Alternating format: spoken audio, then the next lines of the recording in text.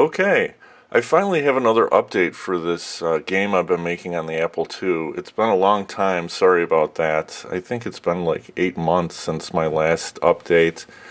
At that time, I decided to take a little break, and the break just kind of extended on forever. So when the new year came around, I was like, all right, I gotta start working on this again. So I've got an update. The main thing is that I added a save option, so you can save your game and restore your game, and some other minor things. Also the boss, the final boss I worked on as well, so I'll talk about that.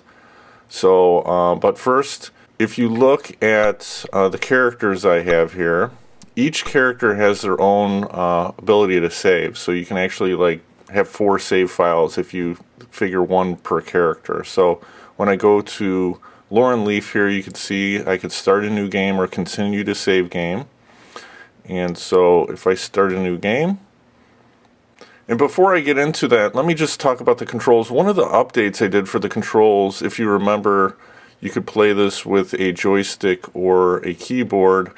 And in my last update, the keyboard sometimes wasn't working too well with actual hardware. So I had to adjust one of the controls for camp. Initially, I had the return key for select and camp. And camp means that when you're in the castle itself and you needed to stop and work on some other options, you can just go to the camp and do that. So I separated it. I have spacebar for camp and the return key for select, and of course the WASD for movement. Alright, so here at the castle, I'm at the statue entryway, and if I hit the key for camp, I get this little menu here, and you can see that initially I had the third option as save game, but it didn't do anything at the time. And now to save the game, I have you just go back out the door that you came in. So I was like, what can I use for this third option instead of save game? So I thought of statistics. So now if you select statistics, it shows you different things like quest points, doors unlocked, enemies defeated, and battles fled.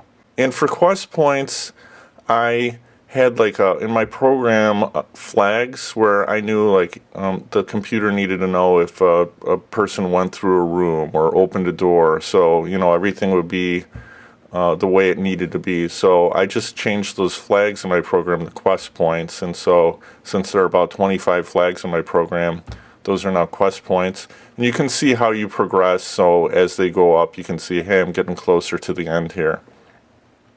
There are 5 doors in the castle because there are 5 floors, so you can see which ones you've unlocked, and then enemies defeated and battles fled. So if I go back down to the entrance, I could save the game. That's the save game option. But since I haven't done anything yet, I'm just going to hit go back.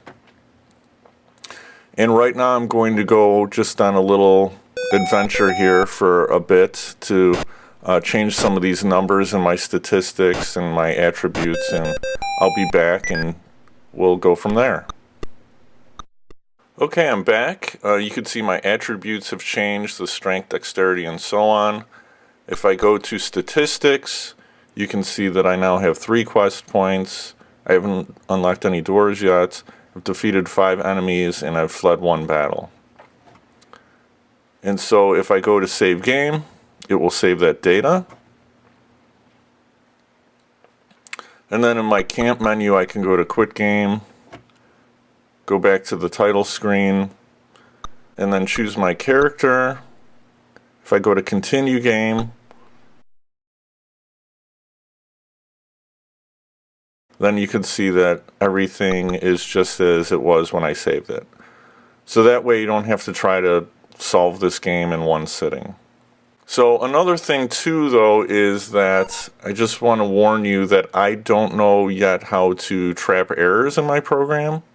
So here, if like you have the disk write protected, or if you're doing an emulator and it's locked or something, you'll get a write protected error.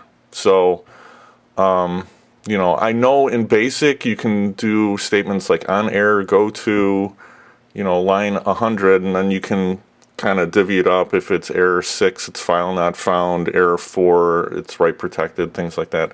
I don't know how to do that in assembly language yet. It's not, I don't think it's on any of my books that I have. I kind of looked online a little bit, and I can't wrap my head around it yet. It looks like it might affect the stack if you trap an error, and so dealing with that. So I'm not sure about that yet. I mean, if you have any pointers, feel free to leave a comment. But that's something I'll be looking into. And then finally, I did work on the boss battle, and so there's the final wizard, Melchius. And so it's kind of funny when I was drawing it. I mean, if you've ever worked with Apple graphics before, you know that sometimes when you work with the colors, you know, they kind of stretch out and they get blocky. And at first I was going to have him just raise his hand up like as if he was casting a spell. So I drew like this orange hand, and it was really blocky, and it looked pretty terrible. So I was like, well, that's not going to work. So maybe I could put something in his hand. And so I'd already done a staff with another character. So I was like, what else can I put in there? So I was like, how about I just drew a circle, and I'm like, okay, this is a blue orb. Put a little shine in the corner. And so that's his magic item that he uses. So that's how I came up with that. I still think that when you get your attributes really high, I think the boss battle is still a little bit too easy. So I'm going to have to work on those numbers a little bit. You know, the variables inside the program as well. So kind of tweaking those. So that's basically all the updates that I've done so far this time in January. And as usual, you can download this file. I'll have it in the description. And if you want to try it on real hardware, or you have an emulator like AppleWin or something, you could try it on that and see what you think. And I'll just kind of keep working on it as time goes on here. Alright, so that's it. So feel free to like and subscribe. Thanks for watching.